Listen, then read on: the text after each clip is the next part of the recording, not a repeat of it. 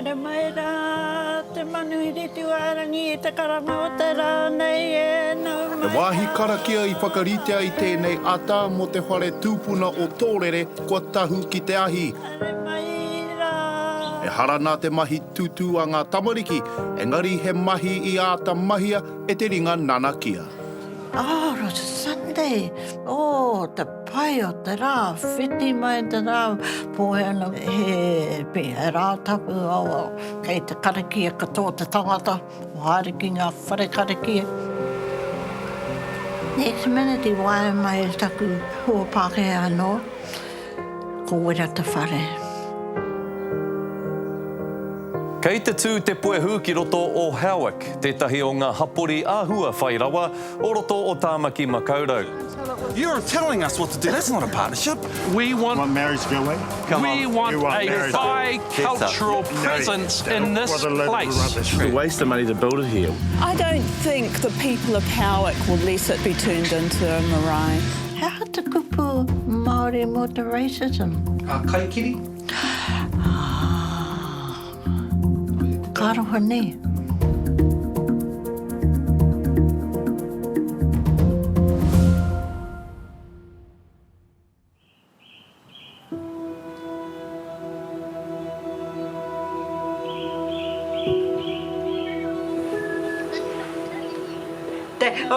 He made me laugh. He reckon he's interviewed all the Māoris in Tāmaki Makaurau.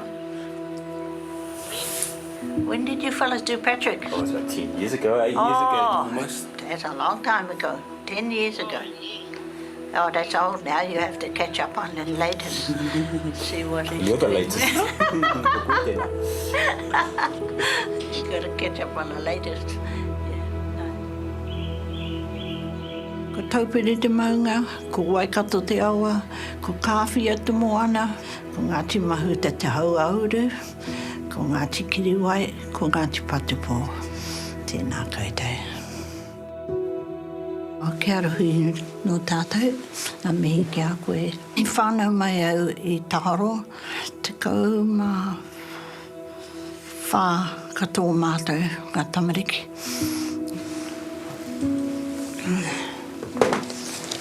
O ku mātua. Tēnei taku whaia, tēnei taku mātua. Nō rangiriri, ngā mātou tūpuna, huri atu ki Aotea Kāwhia, te taha o taku whaia. Ai. E te wā I whānau mai au, e pēpi tonu ana hau, e fō atua a hau ki tāna tuakana I aruru. Tēnei te whaia, tāna tuakana tēnei. E moe a ruru I a te apa wharenui kiingi no matakana.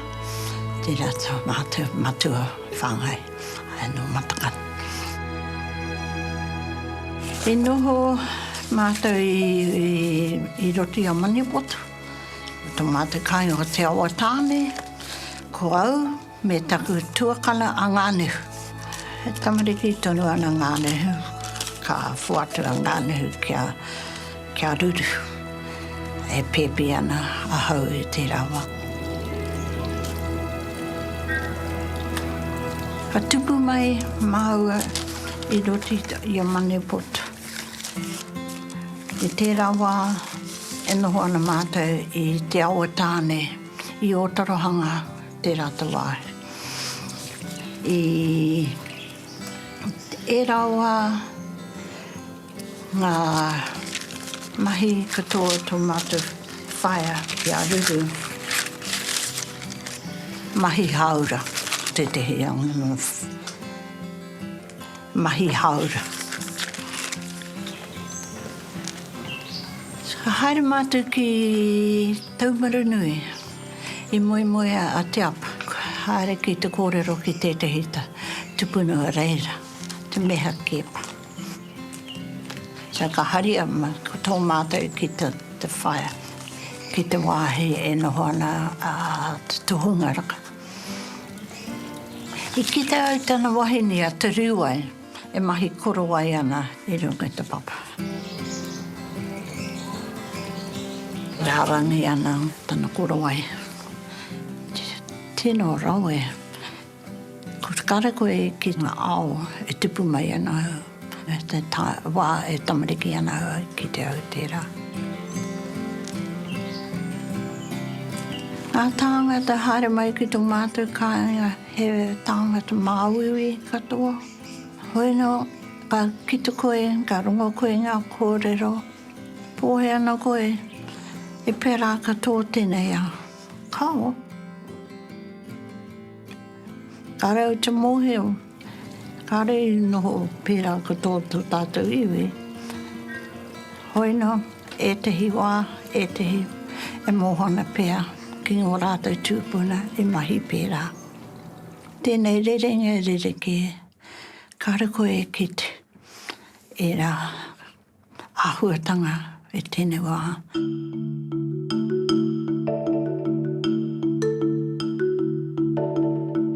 Hoi no, ngā mātou mātua, ngā rātou mahi katoa, ko te whakatoa kai, i runga te whenua, mahi, rāranga katoa, ngā kete katoa, mō ngā kohi riwai, te wā, ka haere koe ki te kohi riwai, te kohi kānga. Kare koe ne toa. Me te toa o, ka haere koe ki Otarahanga, o tahi pēr te marama, ka haere koe ki tāna, o tēnā rawe. Ka haere te ki te tāne. Te noho tonu o mātou, i runga te whenua ne, mahi tonu, kai, mahi. Kutihipi, katoa. Kare au i ki te ao, tu ka nuku mai au ki Tāmaki. I te wā tahi manu iwa rau, ona takau mawhitu. Ka nuku mai au i Otarahanga ko Marana au ki taku hoa.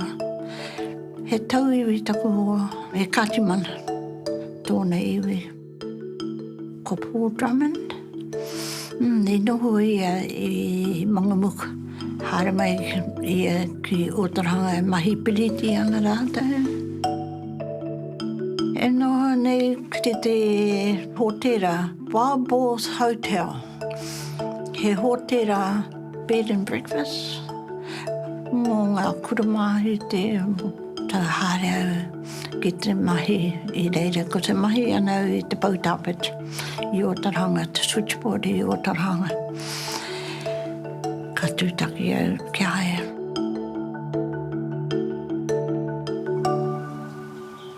Tērā te mea, arohai ki ai. E mea pirangi ana koe ki tētahi mea, ke rototana heti aua. He hama pēr, he purumu pēr, he soa pēr, au. Haria. Whaate ki a koe, me kare koe whakahoki a mai, he pai ana. He wā anō pēr. Ai, pērā tana aroha.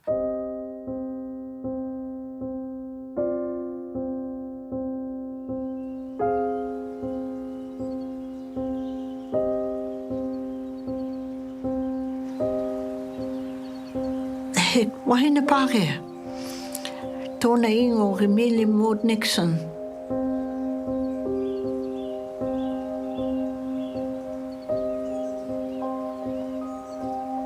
He tumuaki. He ware ngā kura, te kura whakamutunga i o Pōtiki. Te tau tahimana iwi rau ruatakau mā whitu, ka haere mai ki oi, ka hokungia tēnei wā, tēnei whenua katoa. Ka tuhi ea ngana reta ki a ngiungio, kei te pirangi ai ki a, me e pai ana ki a ngaitai, ki te whaka atu, te whare tupuna a tōrere ki roto tana kāri. Wainunu i au me ngiungio i whakaia ai. Pai tēnei mō ngā rerenga nāne nā kia mō rātai ki te tiwi o ngaitai ki a ngā kōrero e pāne ki a tōrere. Ngā kōrero e pāne ki te wako o Tainui. Tērā wā, te tau tahi mano iwa rau, toru te kau mātahi, ka whakatū Ngia ka hongangi e tana whare taonga.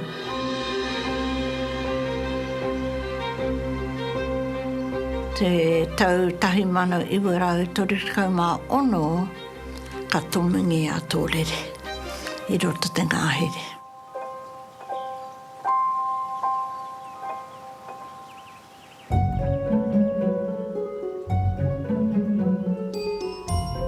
Te tau tahi mana iwa rau torikau mā tahi ka whakatungi e tana whare taonga, ne. Tērā wā I roto ngā kōrero tuhi. It was New Zealand, our first folk museum. And te ingoa I runga te whare taonga Latin, ngā kupu. Not much in quantity, but much in quality. Ngā taonga I roto te whare taonga, ngā kōhatu, ngā mahi rāranga. Te mate o te whare taonga e kite ahau, kāre tika ngā kōrero e pāna kōwai I fuatu ngā taonga ki aia, ne? Te tehi kite, a Maori woman from Muratoria. Hello. Kōwai, tērā wahine, aua. Te tehi kite, he tākuta, he hōhere. I rāranga ngia te kite hōhere. He 100 years old. Tēnei kite. E te tautahi mano iwa rau whātakau mā rima, nā te poea e whātu ki aia he paunamune.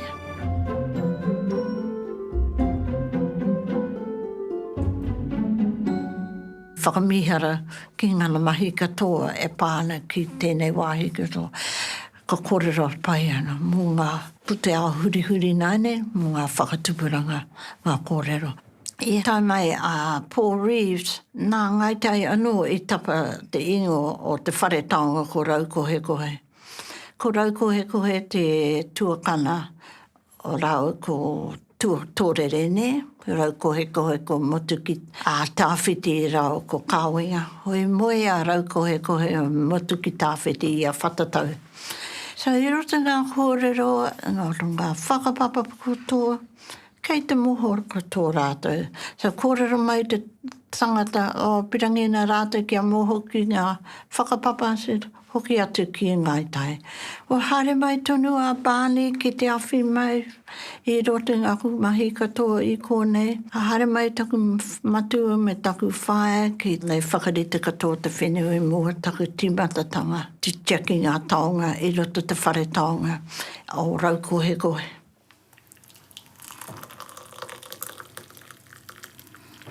I te wāre nuku mai au Tāmaki. Ka pātau mai taku whae. Kei whianga Māori o tēnei wai. Au. Ka reo te mōhio ngā kōrero pāna ki Tāmaki. Te mea mohe I te wā I raro raka tōrere I hare I kōnei. Te haere mai o te tangata ki te tupuna whare.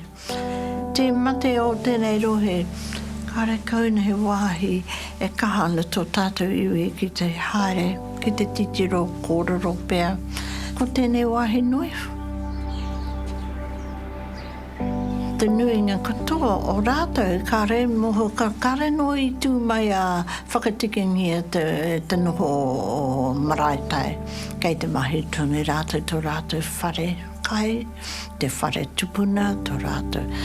Whare karakia, ko pai nāne, ko pai katoa tō rātou noho nāne. Pa tērā wā kao, kare kaune wāhi Māori, katoa I rote tēnei roe.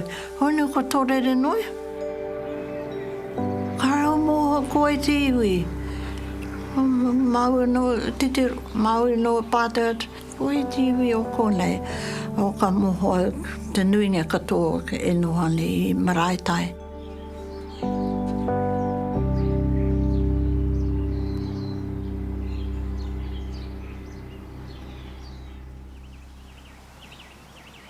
Ko kainga katoa, ngā papa o te whare I te huhu, kei te paitonu te noho ngā whakairo, he tōtara katoa, Korona mai te Conservation Officer o Akarana for years te whātau ka mate, ka kainga ngā huhu I ngā whakairo. Ka nukingia mai ki konei, ka whakatūngia te whare tuarua. Okay, ka tomungia te whare, kororo mai taku matua. Me he raru, me hoki koe ki te iwi o konei.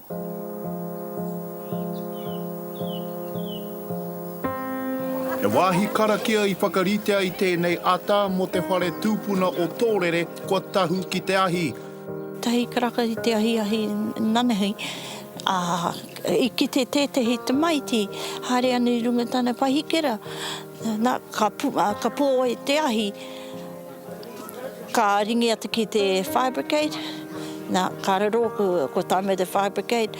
Nā, ko wera nātu te whare.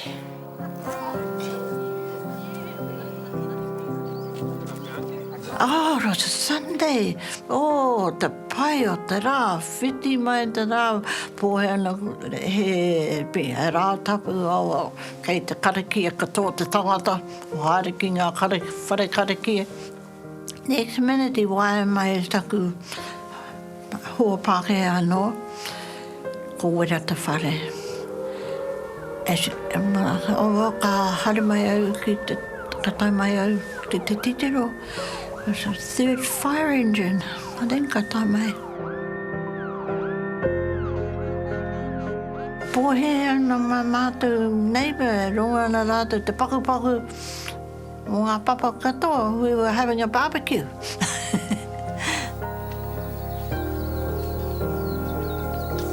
Tā mātou wawata hei whakatū anō te tahi anō whare. Mai rā no tērā kaupapa hei mahi tahi, te Māori me te Pākehā, hei whaiake hei huarahi, hei whakaāturanga mo te ao katoa, mō tā rātou ko tahitanga. Ka kororo mātou ki te pirihimana. That was it. Nothing else. Ka re kimi wai te tangata I tahungi e te whare. And mohona e te he o mātou ngā tamariki hare mai ki te whare e kai waipiro ana ka petrol, spray to petrol ka tahungi e te whare. Tēnei te rere ki tanga tātou te ao Māori ki te ao Pākehā. Te ao Pākehā LAW, right? Ki mihi e te tangata arrest the person, ko wai I tahungi e te whare, ne? Ki tau te Māori, ka roha he pai ana, ko mute te ao tawhit, ko tai ki te ao hurihuri. Before it was torched, it was used by schools for educational programs and supporters want that to continue. I don't understand why we can't have our marae. But what's the problem? We're New Zealand, aren't we? Kei te tū te puehu ki roto o Howick, tētahi o ngā hapori āhua whai rawa o roto o Tāmaki Makaurau. E rua ngā taha o te hapori nei, e pakanga ana mō tētahi whare Māori. O te iwi katoa, e hara mō tātou anahe mō ngā Māori, engari mō ngā tau iwi mō wera iwi katoa. Engari nā wai I riri ka tahi ka riri ke atu I te tainga atu o tēnei tohe ki weriweri. This place is supposed to represent partnership between Maori and Waipuā. There's been a partnership. You're not working on a partnership, sir. You're telling us what to do. That's not a partnership. We want marriage to go away? we want a bi-cultural presence in this place. Kua whakahaungia hoki ia, kia kaua e kia tēnei māra he marae. You define your own actions, you define your deeds, and those deeds will be recorded historically as a continuum of colonial racism. How te kupu Māori mo te racism? Kaikiri. Ka roha ne. Aha koa ngā whakaritinga mō tētahi whare hau, ke te tōtara wāhi rua tonu ētahi. I would like to see this design turned down flat. This is a waste of money to build it here. Never known much about it. Nobody knew much about it, did they, till now? I don't think the people of Howick will let it be turned into a marae. I tīmata mai rātou e te pakanga i roto ngā newspaper te tau iwa takau mā toru. Ka tīmata rātou tuhi katoa rā rātou kōrero nawe. Ka re rātou I te pirangi. Kia noa mai te he marae tēnei wāhi. It has been absolutely exhausting. Whaitani has been a tower of strength. She is continually positive. The worst she ever says about anybody is that they're an egg. And she is just a demonstration of committed kaitiaki of this wahi. Rua mano mā whā ka tahu nā te whare. Aha, ka tua no te whare hau rua mano mā rima, aha rane. Kao. Kore roma. Eha nei te roa, tua no ai te whare. Te koutou. Hai, e rua ngā kōti. Ka tāmai a judge, ka tāmai e ka kōrero. Kia whakatūngia tō anō te rei whare. Nā, I tēnei wā tonu nei, kei te whakatūria he whare hō. Ka wera te whare o tōrere I te tau 2004. Te koutou anō I mua te whakatūtanga a Matariki. Ko John Dobson toku ingo, ko Ngāti Koata, me Ngāti Toa Rangatira, me Ngāti Kuia, nā iwi, no te tauihu o te waka, no whakatū marae. I was one of the members of the marae community that got together when we were asked, we had the chance to redesign and have a look at our new whare. All the designs you actually see in here, I think 1, 2, 3, 4, 5 of them were actually designed by members of the community. This here is Raiatea, so this is Hawaiki for the Tainui Waka. And those there are symbolic of whales and waves that are around there because the whales migrate around the Pacific. And so this is talking about our people starting off on the journey to go to the migration. Whereas our second hiki up here, you'll see the crosses in the dark, but those crosses, they signify the change of the positions of the star systems as they came further along and came closer.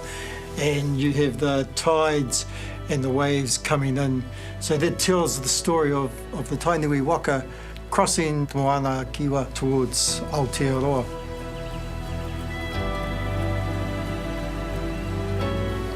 Ka pātai mai te kaunera, te āti ingo mo te whare kura.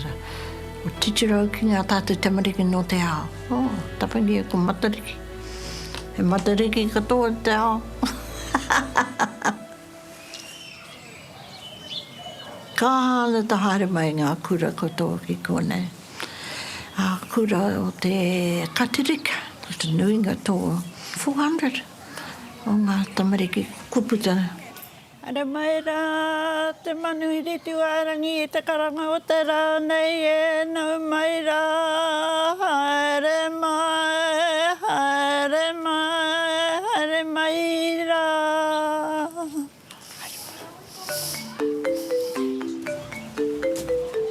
Ka titiro koe ki ngā tātou tamariki nāne. No te hao katoa.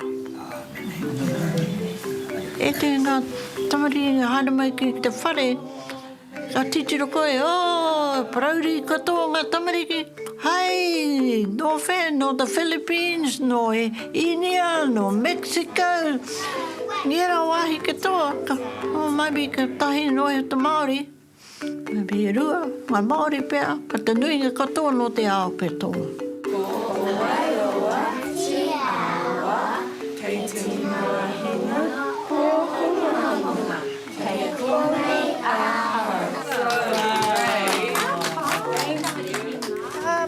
Tamariki mā, hare mai, kei te titiro tātou ki ngā ika. Ai, e rua, he karaka. Tērā te me pai. Ka pātai koe ki ngā kurumahit. Ātako koe te pirang. Ngā kōrero mai ko. O pirangi rātou ki ata mō. Ngā kōrero pāna ki te ngāhere. He rākau karaka. Karaka, ai. Ngā kōrero pāna ki te rāranga pēr. Tēnei te pāhara keke. Me tapahia tēnei. Ngā kōrero tawhitu. Oi, he tūna. He taonga anō e kite ana koutou. O, ko ngā kiri. Ko mautu, haere tōne. Ngā kōrero pāna ki roto te whare nei. Ki ngā kōrero o ngā whakairo. O ngā heke. Te tāhuhu pēr. Ia, tēnei manu. He kereru. Pa te mea pai i ahau. Ngā hare mai, ngā tamariki. Te kōrero pāna ki a Māui. Nā, te ika a Māui. Oi, tēnei. Wow, ho mai te paki. Ah, okay.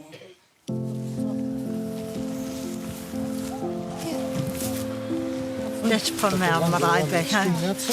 Tauka Pomoka. Ah, from Whatihua. Nora Harakeke came from there. Cool, eh? Tēnā te mea mihara ki a koutou. Ko tāmei nei ki te kōrero. Mauni kōrero, ala te ko ngaro. Kāre puta nei kōrero. Kia wai. See the black? There's one on top. Yeah. We have a look at the baby. Taki tiro tau ki ngā. Oh, kāroha. Tērā te mea e ki te anau, kei te mataku tonu i roto te ao Māori ki te ao Pākehā. Kao.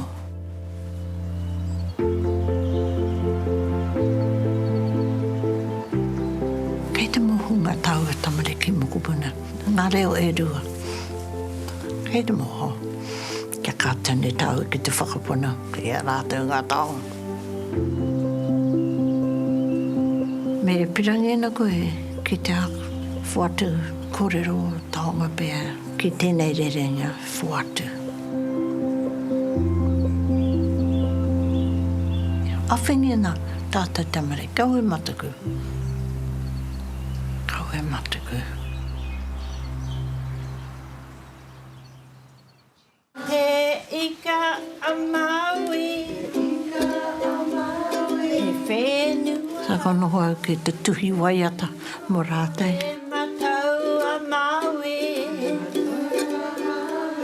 He here taunga. Nā, tuhi au i rata te waiata ke mohunga tamariki. Ka pai, ho mai te paki. He rawe.